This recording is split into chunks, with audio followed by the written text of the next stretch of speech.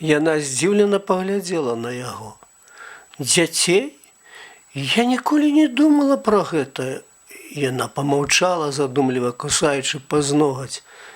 Не, дзіця я хацела б калі-небудзь мець, але ведаеш, я вось гляджу на многія сем'і, дзе муж, жонка, дзеці, мне страшна робіцца. Як непрыгожа людзі жывуць. Я не хачу так жыць. Пятро падышоў і абняў яе ззаду за плечы, дакрануўся вуснамі да яе мяккіх валасоў, удыхаючы іх своеасаблівы ап'яняючы водар. Мы з табой будзем жыць прыгожа, Сашок.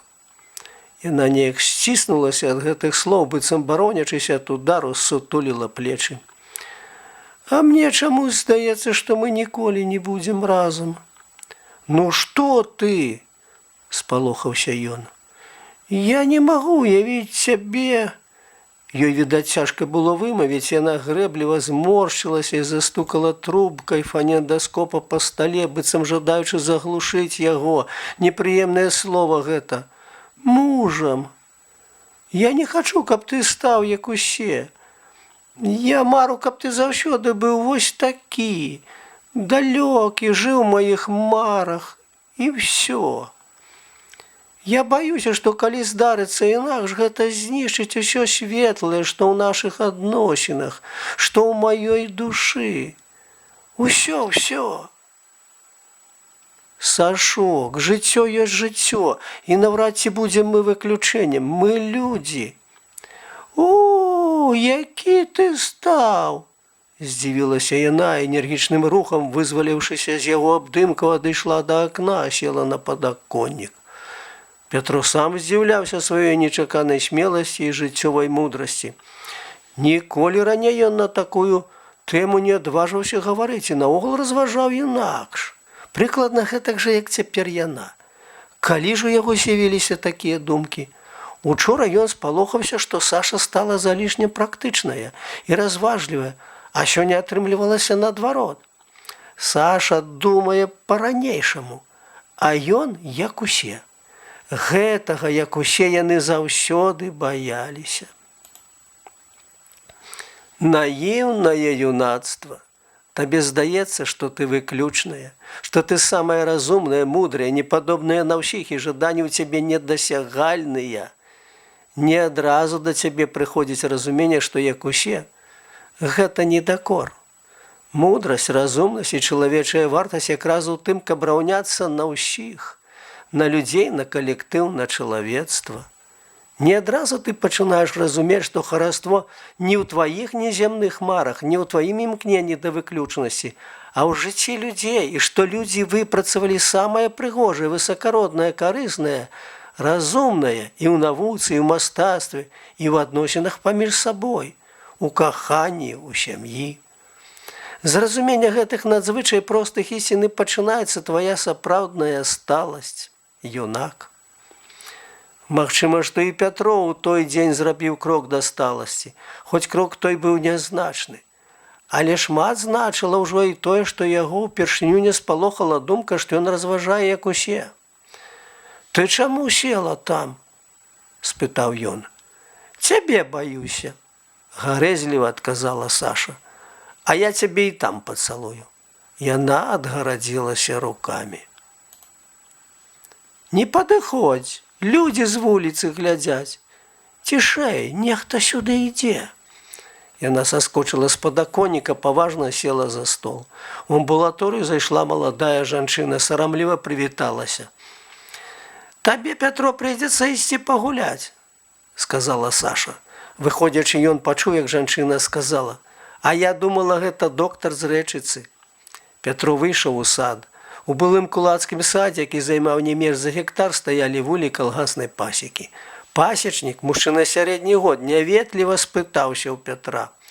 Ты кім даводзішся доктарцы? І я братам. Але, расказвай казкі.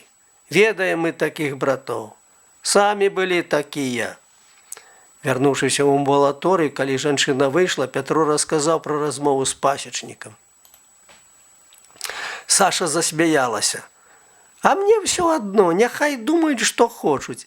Гэта я учора спалохалася, мне цяпер толькі перадання няёмка. Яна, відаць, пакрыўдзілася. Такое прызнанне вельмі спадабалася Пятру. Яны зноў гутарылі пра будучыню, спрачаліся, па-рознаму ўяўляючы яе, ці правільней кажучы, уяўляючы даволі туманна, кніжна. Але, нягледзячы на гэта, размова надзвычай акрыліла Пятра, напоўніла самымі лепшымі надзеямі. Ён, як кажуць, узнёсся на сёмае неба. Ды такі настрой быў нядоўга. Гаспадыня на абед не прыйшла. Саша сама прагрымела ў печы засланкай, чыгунамі, зазірнула ў свой пакой, дзе сядзеў Пятро, зноў нечым збянтэжаная. «Пачакай хвіліначку». Яна некуды выбегла і хвілін праз колькі вярнулася з клуначкам у руках. «Борщ нясмачны. Давай будзем піць сырыя яйкі і есці яблыкі». І Пятро раптам усё зразумеў. Зразумеў, што гаспадыня не ад беднасці падала такі сняданак, што дагэтуль карміла яна сваю кватарантку добра, смачна. А халодная бульба з гуркамі, нейкі нішчымны борщ на абед – усё гэта пратэст супраць яго прыезду. Немаведама, чаму жанчына не ўзлюбіла яго з першай хвіліны і вось так выяўляе сваю непрыязнасць і, магчыма, такім чынам хоча хутчэй выправадзіць. Хлопцу стала вельмі крыўдна. Крыўда за Сашу, за сябе, няёмка перад дзяўчынай. Ён знарок пайшоў мыцца, хоць у гэтым не было патрэбы, абы толькі адцягнуць час, калі трэба садзіцца за стол і неяк супакоіцца. Ён ведаў чалавечую прагнасць, скупасць, бачыў розных людзей. Яго бацька быў не надта шчодры чалавек, але такі ўчынак гаспадыні, якую, дарэчы, Саша ў пісьмах хваліла, проста ашаламіў яго. Ён сеў за стол не з радасным пачуццём жаданага госця, а з прыкрым балючым пачуццём, а ў юнацтве яно асабліва вострае. Госця няпрошанага, дармаеда, які есць чужы хлеб. І хоць ён ведаў, што яйкі і яблыкі Саша купіла, лягчэй ад гэтага не рабілася. Ён стараўся не падаць выгляду, што ўсё разумее, нешта гаварыў, спрабаваў жартаваць і смяяцца, аднак баяўся глянуць Сашы ў вочы. Дзяўчына таксама адчувала сябе няёмка. Знік той светлы настрой, які з'явіўся ў часе размовы ў амбулаторыі. Каб неяк развеяць няёмкасць і судзіць гаспадыню, Саша сказала: «Я думаю менять кватэру». Але, ўздыхнуўшы, прызналася: «Хоць мне шкада, тут усё побач». Пад усім яна разумела амбулаторыю. Ніколі раней мяняць кватэры яна не думала, бо была вельмі задаволена і самой кватэрай і гаспадыняй. Пятро не адказаў. Зрабіў выгляд, што яго мала цікавяць яе кватэрныя справы. Саша адразу ж пасля абеду пайшла на ферму, каб пагутарыць з гаспадыняй. Яна ішла злосная, з намерам рашуча заявіць Ані, што калі яшчэ раз будзе такая бульба і такі борщ, яна больш сталавацца ў яе не будзе. За свае грошы знойдзе кватэру ў любым месцы. Але рашучасці ў Сашы хапіла толькі, пакуль не ўбачыла гаспадыню. Ані яна сказала далікатна і сарамліва: «Вы не думайце, Аня, я заплачу вам за ўсё, пакуль будзе брат». Хітрая жанчына прыкінулася здзіўленай і добрай. «А хіба я, Шурачка, кажу, што? Эх, ды няхай будзе месяц, колькі хоча. Чалавек добры, ціхі. Хіба ён мне замінае? Я заўсёды гасцям рада. Толькі вось што час такі, хвіліны вольнай не маю». Але каб было не так, яна хацела сказаць не так, як сёння, ды зноў не адважылася. «Ён госць, Аня, каб мне сорамна не было». «Эх, Шурачка, хіба вы мяне не ведаеце? Мне ажно крыўдна слухаць». Саша не сказала Пятру, куды пойдзе, па дарозе з фермы яе дагнаў спалоханы малады чалавек на фурманцы. Ён ехаў па яе, кепска жонцы. І Саша, не папярэдзіўшы Пятра, паехала ў суседнюю вёску. Яна думала, што доўга не затрымаецца там. Пятро, у якога і без таго было пагада на душы, гадзіны дзве трываў. Сядзеў у хаце і прымушаў сябе чытаць, хоць часцей, чым у часопіс, пазіраў в акно і прыслухоўваўся да крокаў у двары, да стуку весніц. Ці не ідзе Саша?